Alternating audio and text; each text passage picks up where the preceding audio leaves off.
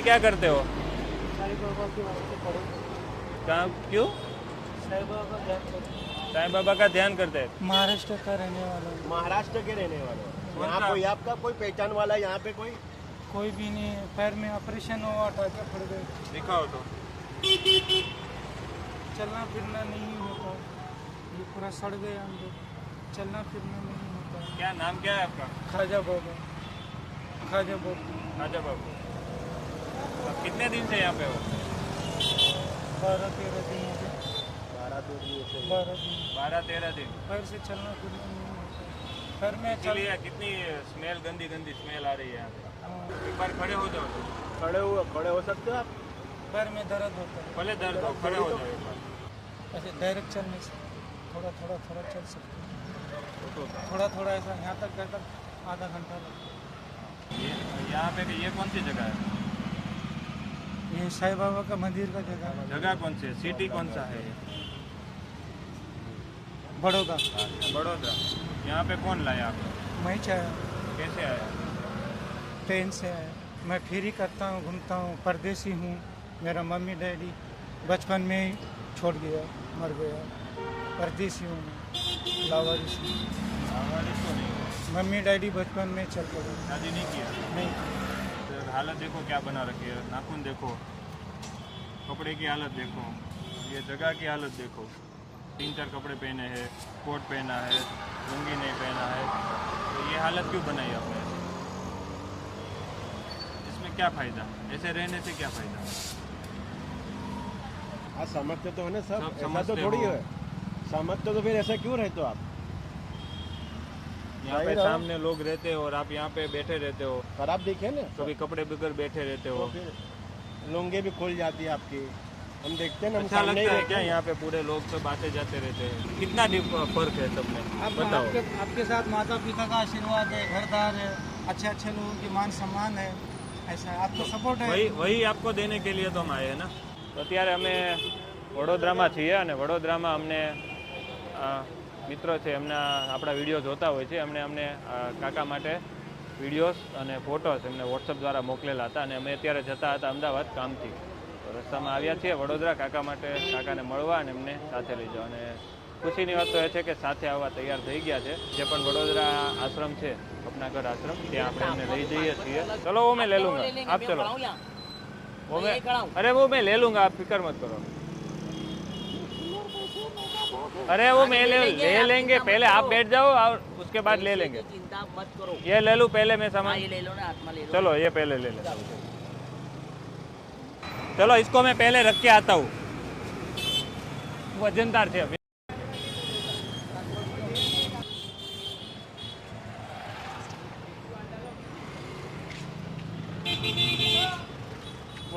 વજનદાર છે ભાઈ, चिल्लर હશે ને અંદર? કોને ખબર, ઘણો વજન છે. ગરમ લાગશે. ના ના, એ તો ચાલે છે, આખા આખા દિવસ ચાલે છે પણ ગરમ લાગે. ગાડી પી છે ને ચપ્પલ નહીં પહેર્યા ને? धोती ધોતી. जान दो छोड़ दो। जान दो ना, क्या करो नहीं जाइए ना, हाँ, जाने अच्छा दो। कपड़ा मिलेगा वहाँ, ચલો જાને તો નહીં ऊपर पराठी હાલે. मार लो, ऊपर पहन ले लो। हाँ, ये हो गया। વડોદરાથી એક ફોલોવર્સ જે આપણા વિડીયો અવારનવાર જોતા હોય છે, એમના તરફથી એક કાકા માટે અમને વિડીયો વોટ્સઅપ પર વિડીયો દ્વારા માહિતી મોકલવામાં આવેલ હતી કે છેલ્લા 15-20 દિવસથી આ કાકા ત્યાં બેઠા છે અને રેસિડન્ટ વિસ્તાર છે અને ગમે ત્યારે ગમે તેમ બેઠા હોય છે, તેમજ ગંદકી પણ વધતી જાય છે અને એમની પરિસ્થિતિ ખરાબ થતી જાય છે.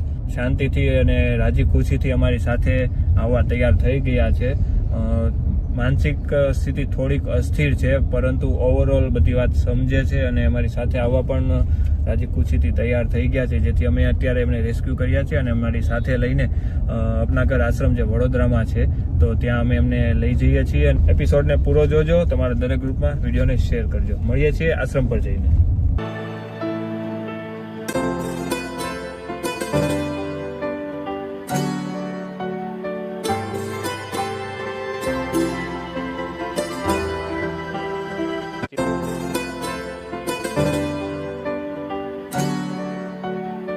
ભાઈ દાઢી વાળ કરે છે ત્યાં સુધીમાં આપણે એમનો જે સામાન છે સામાન જોઈ લઈએ, એમાં શું શું છે, કેમ કે લગભગ 15-20 કિલો વજન છે. જોઈએ વજન શેનો છે. ગાંઠે ફૂલ ટાઈટ થઈ ગઈ છે. કંબલ नया इसका ही वजन है ओहो ओह ये खजानो तो जो આ હું કામના હું પણ હવે એના જે કામ માટે આપ્યા હોય એ કામ તો થાય નહીં એમના સારા માટે એમની સારે વાપરવા માટે કોઈ લોકોએ આપ્યા હોય હજી તો આમાં વજન છે हाँ लोग पैसा देते हैं लेकिन ये लोग यूज नहीं करते ना सही जगह पे नहीं जाता देखो इसमें भी निकला और 5 किलो लग रहा है मुझे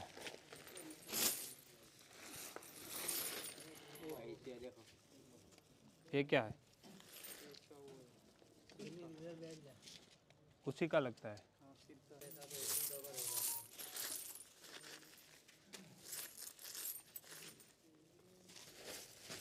इसमें भी है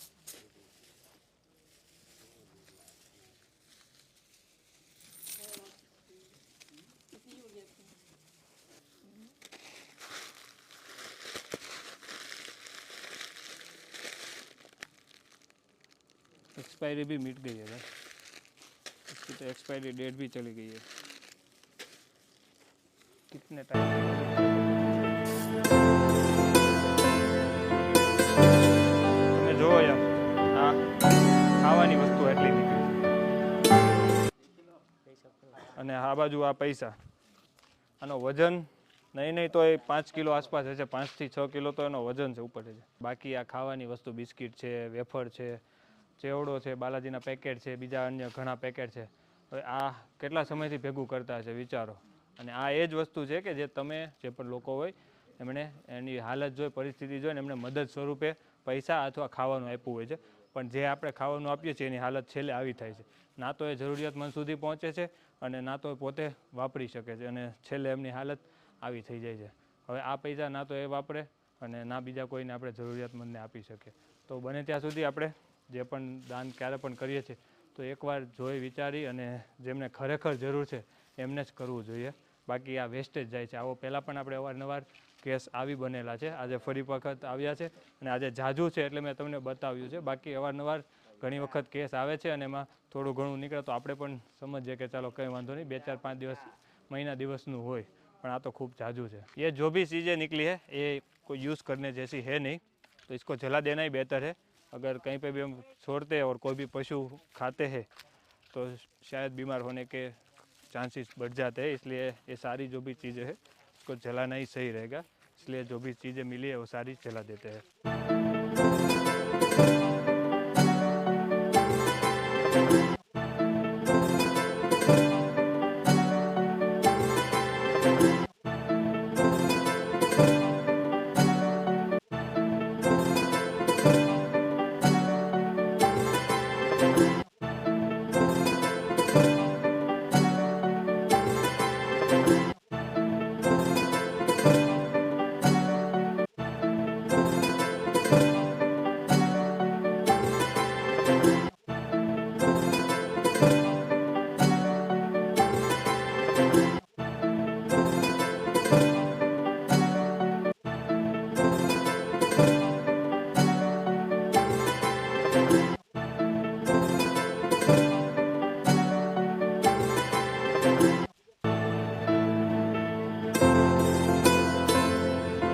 મના નહીં કરે તમે અત્યારે જોઈ રહ્યા છો પ્રભુજીની હાલત એકદમ પહેલા કેવી હતી અને અત્યારે કેવી હતી પહેલા કઈ હાલતમાં હતા અત્યારે એકદમ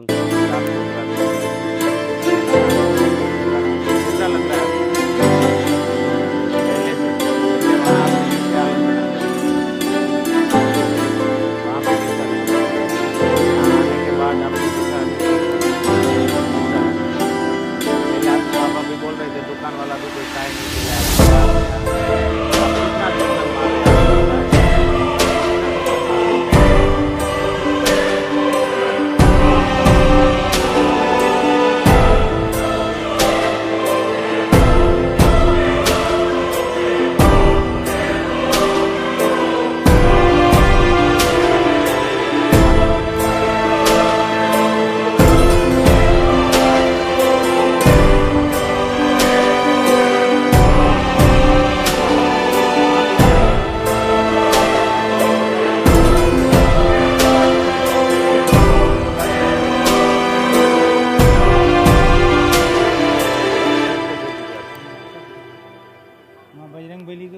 से ही ली, वो 500 की गड्डी वहाँ किस निकाली, चोरी हो गई। वो पैसे आपको क्यों देते थे? देते हैं आपको सब पैसे हेल्प करने के लिए, आपकी जैसी दिक्कत आपके देखने के बाद देते थे आपको। किस लिए देते थे? कि भाई आपका पेट भरे। तो आपने कितने पैसे इकट्ठे मगर किए? मैं किसी को बुला के मांगता नहीं था। मांगते नहीं थे, फिर भी लोग दयालु थे, आपको पैसे दे रहे थे। हाँ, लेकिन किस लिए दे रहे थे? मांगे होते तो कितने होते बहुत सोचो? मिलते, थैला भर जाता। तो थैला भर जाता, तो ये पैसा क्या काम में आएगा? આજા બાપુને રેસ્ક્યુ કર્યા હતા એમને અત્યારે અહીંયા આશીર્વાદ અપનાગર માનવ મંદિર વડોદરા પર જે આવેલું છે ત્યાં લાવ્યા છીએ અને અહીંયા આમના જેવા બીજા માનસિક અસ્થિર રીતે જે પણ રોડ પર નિસહાય રીતે રહેતા હોય છે એવા 40 આસપાસ પ્રભુજીઓ અત્યારે આશ્રમ પર સેવા લઈ રહ્યા છે અને પોતાનું જીવન ખૂબ સારી રીતે પસાર કરી રહ્યા છે. તમારી આસપાસ પણ ક્યાંય પણ આવા કોઈ લોકો છે જે નિરાધાર છે, જે માનસિક રીતે અસ્થિર છે અથવા બીજા કોઈ રાજ્ય કે સિટીમાંથી તમારા વિસ્તારમાં આવી ગયેલ છે અને ઘણા લાંબા સમયથી હોય તો તમે ડિસ્પ્લે ઉપર અમારો હેલ્પલાઇન નંબર છે એના પર તમે સંપર્ક કરી શકો છો અથવા વડોદરાની આસપાસ કંઈ હોય તો જે અપનાગર આશ્રમ વડોદરા આશ્રમ છે તેનો સંપર્ક કરી શકો છો. તમે કોઈ પણ તિથિ હોય, કોઈ પણ પ્રસંગ હોય તો એના નિમિત્તે પણ અહીંયા જે 40 પ્રભુજીઓ આશરો લઈ રહ્યા છે અને પોતાનું જીવન પસાર કરી રહ્યા છે એના માટે પણ એક દિવસની કોઈ પણ જમવાની કે બીજી અન્ય કોઈ પણ સેવા તમે આપી શકો છો અને તમે આશ્રમની મુલાકાત પણ લઈ શકો છો કે આ આશ્રમ પર કેવી રીતે લોકો કેવી રીતે પ્રભુજીઓ રહે છે અને કેવી રીતે અત્યારે અહીંયા આશ્રમ કાર્યરત છે. તો એના માટે તમે ગૂગલ પર અપનાગર આશ્રમ વડોદરા લખશો તો પણ આવી જશે અથવા અમારા હેલ્પલાઇન નંબર ઉપર ફોન કરીને પણ તમે એમની ડિટેલ લઈ શકો છો. બાકી કાકા પાસેથી ઘણા પૈસા મળ્યા છે જે અમને ખ્યાલ પણ નહોતો કે આમાં કદાચ પૈસા હશે. અમને એવું કીધું હતું કે આ પોટલીમાં પૈસા છે તો મને એમ હતું કે જે બહાર એમની પોટલી હતી એમાં કદાચ હશે અને હતા એમાં થોડા ઘણા પૈસા કોઈ આપેલા હતા, પ્લસ બીજા ત્યાં 2-4-5 સિક્કા એમનેમ પણ પડ્યા હતા. એટલે મને એવું હતું કે હશે કોઈ 500,000-1500 રૂપિયા કે કોઈ છૂટક આપેલા હશે. પણ અમે અહીંયા આવીને જ્યારે જોયું અને જ્યારે પોટલી ખોલી તો એમાં તમે જુઓ એ પ્રમાણે ખૂબ જ ઝાઝા પૈસા હતા અને એ સંપૂર્ણ પૈસા તમે લોકોએ જે પણ કાકા માટે મદદ માટે આપ્યા છે, કાકા ક્યાં પણ બેઠા હોય તો કદાચ તમે જમવા માટે આપ્યા હોય, કદાચ તમને એમ હોય કે પૈસાથી એ કંઈ કામ કરી શકે તમે એમના માટે કદાચ એમને આપ્યા હોય. જમવાનું પણ એમની પાસે એટલા બિસ્કિટના પેકેટ હતા, એટલા બીજા ફૂડ પેકેટ હતા કે જે ખબર નહીં કઈ કઈ તારીખોના હશે. લગભગ તો અમુક પેકેટ એવા હતા જે 1-1 વર્ષ ઉપર થઈ ગયા હોય, 2 વર્ષના પણ કદાચ હોઈ શકે એવા પણ પેકેટ હતા કે જે એકદમ ચોંટી ગયા હતા અને નાશવંત હતા. કદાચ કોઈ પશુ ખાય તો પણ એ કદાચ બીમાર પડે એવી પરિસ્થિતિમાં હતા. એટલે એવું નથી કે એ પોતે ખરીદી શકે. એ બધી વસ્તુ આપણે લોકોએ જે પણ મદદમાં આપી હોય છે એ જ હોય છે. એમાં થાય છે એવું કે આપણે જે પણ મદદ આપીએ છીએ પૈસા આપીને આપણે છૂટા થઈ જઈએ છીએ કે આ એ જમશે અથવા એમનું કામ કરશે, પણ ખરેખર એ વ્યક્તિ એ કરતા નથી અથવા તો એમની એ ક્ષમતા નથી હોતી કે એ કરી શકે. તો જ્યારે પણ આવું કંઈ જમવાનું કે પૈસા આપીએ છીએ તો એમનું ખાસ એક વસ્તુ જોવી કે ખરેખર એ વ્યક્તિ એનું જમે છે કે પછી તમે જો જમવાનું આપો છો તો એવા વ્યક્તિને આપો કે જે તમારી નજર સામે જમી લે. તમે એમને આપીને છૂટા નહીં થાવ. ક્યારે પણ કોઈ પણ વ્યક્તિ તમે રોડ પર આપો છો, કોઈ સિગ્નલ પર આપો છો કે કંઈ પણ રીતે તો